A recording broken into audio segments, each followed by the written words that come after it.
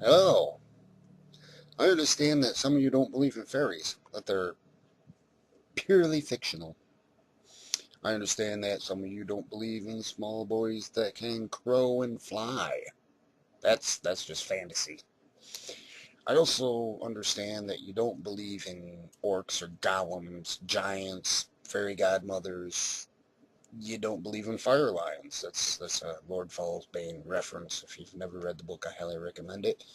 Um, but you do believe in women turning into pillars of salt, talking snakes and donkeys, pillars of fire, men made of dirt, and women made of rib bones. Which I gotta ask about. I just gotta know. Why didn't God just go, woman, instead of doing a costly and unlicensed operation to remove a rib, and then doing the gene splicing and the cloning to make a woman that would be essentially the genetic duplicate of the man? Why don't you just make him like he did the animals and, I don't know, the world? He's God. He could have done that. Grab some dirt. There you go, lady. But no. Was he trying to impress people? Who is he trying to impress? There's nobody there except the guy. I don't believe any of that, anyways. I'd rather believe in boys that can fly and fairies, orcs, golems, fire lions, giants, and so on. But I live in a place that people seem to want to call the real world. And I understand that all that stuff is just fantasy.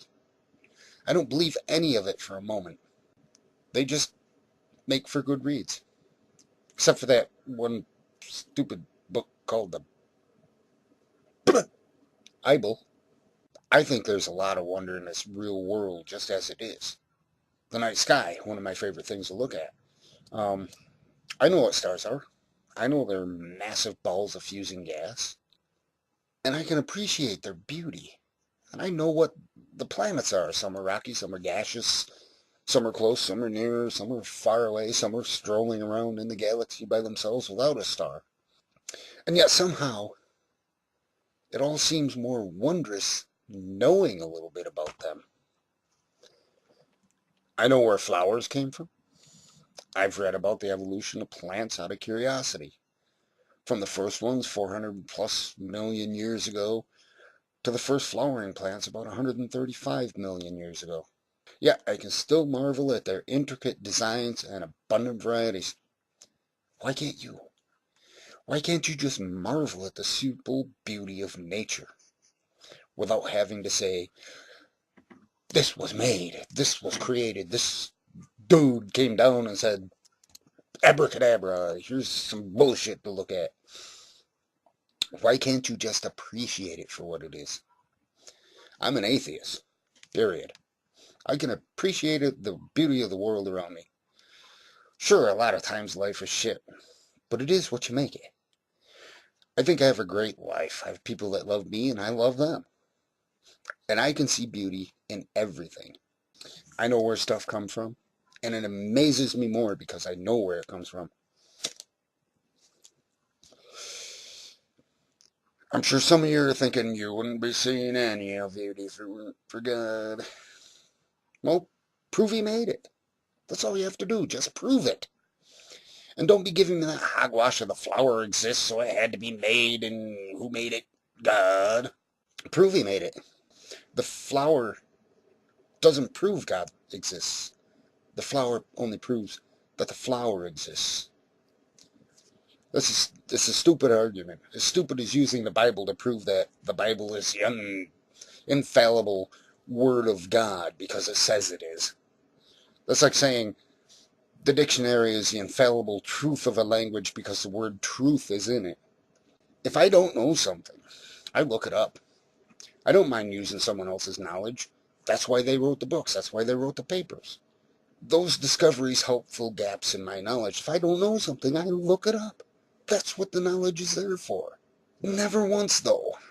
Never once in my almost 50 years of life that I ever used the easy path.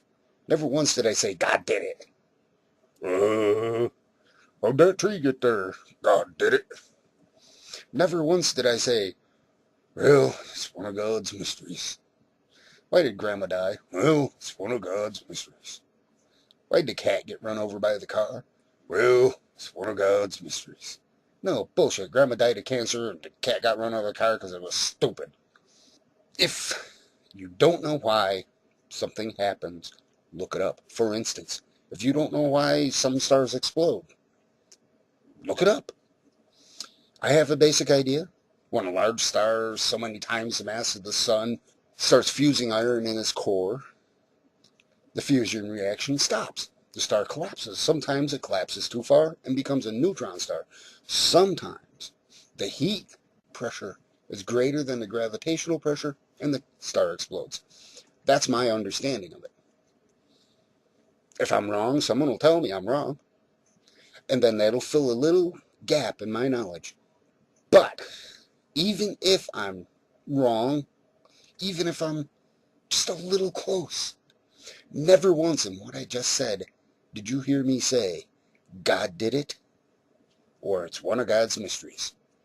But knowing that asshole, he loved that star so much he just had to destroy it. Fucker can't keep nothing. Always got to be breaking his stuff. That's why we can't have nice things. People don't have to be ignorant savages. No offense to the ignorant savages. But they don't have to be told what to think or what to believe. That's what religion does. It tries to keep believers ignorant. Ignorant people are easy to control, and religion is all about control. And how does a religion control people? Fear. Fear. You will go to hell if you don't believe what we're saying. If you don't do what we say, if you don't act the way we want you to, if you don't give us money, you will go to hell.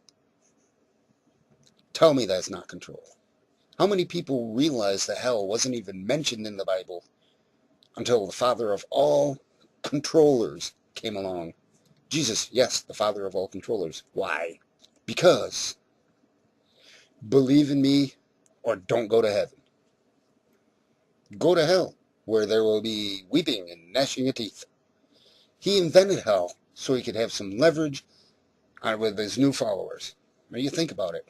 If you're a dude walking around in sandals and a dress and you're like, follow me, I'm God's son. And they'll go, why? Because if you don't, God said he'll send you to hell. What's hell? Hell's a bad place. It's full of fire. Stick you with pitchforks and roll you in bacon. How do you think he survived without buying anything himself? From the pockets of his believers. There's precedence for this. He sent 2 of his disciples into Jerusalem before the Passover to get a donkey and said, go down there and bring me that donkey. It's tied to a post. Tell the guy the Lord wants it and he'll give it to you. He didn't buy that donkey. He sent the people down there to say, give us your ass or it's your ass. Don't believe me? If you don't believe me about Jesus creating hell, then look it up. Point out to me in the specific book or a specific chapter or a specific verse in the Old Testament where hell is mentioned. Tell me that. And if you can, I'll take back the part about Jesus inventing it, and you'll fill the gap in my knowledge. Otherwise, I stick to my convictions. Jesus invented hell so he could control the masses, basically. And it worked well for 2 friggin' millennia. Well, my family thanked God for things he hadn't even done, like raising a chicken. Thank God for that chicken. That's a good chicken. Killing a chicken. Thank God that chicken died when I cut its head off. Cooking the chicken. Thank God fire cooks chicken. And making the fingers and the forks that you're going to eat it with. Thank God for this bountiful feast set before us, and the fingers to pick it up with and the forks to stab it and stuff. The only thing that bastard didn't do is eat the fucking bird. What part did God play in that whole process? What did he do? Other than take the praise that belonged to other people. You want to praise someone? Praise the farmers. Almost all the food we eat comes from some sort of farm. Thank them, not God. They did the work. The truckers brought it to the markets. The stock boys put it on the shelves. The cashiers checked it out. You carried it out of the store. What the fuck did God do? And this whole idea of great being sitting on the throne begging for worship is stupid to me.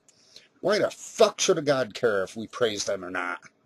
Why the fuck should a God care if a tiny little being like me worships him? Like I said, I would rather believe in fairies and flying boys, orcs, fire lions, and so on. It's a hell of a lot better than the crap in that sick, twisted fantasy book you call the Bible. Which, by the way, is a very moral book, filled with good, wholesome slavery and murder, genocide, and incest, with a megamaniacal creator who loves us, but lies. Do not eat from the fucking tree in the middle of the goddamn garden or you'll fucking die, you bastards. Okay, good. But we don't know what die is. It's because you're not eating from the tree. The tree in the middle of the garden. You can eat of any fruit of the garden, but do not eat of the tree of the thing at the center of the place. For on the day you do, you shall die.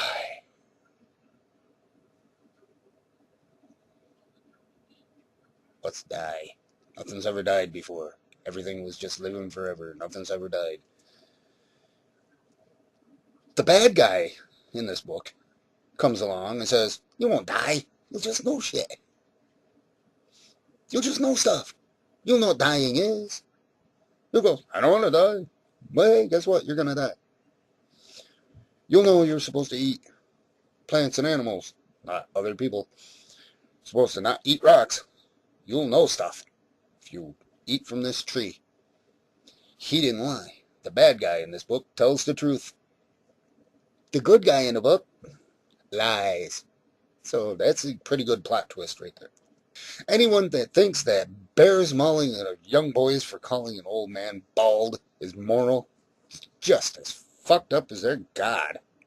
Well, I think I've yapped enough.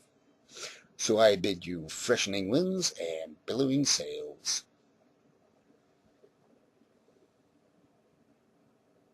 Fuck off. Fuck off. Go away.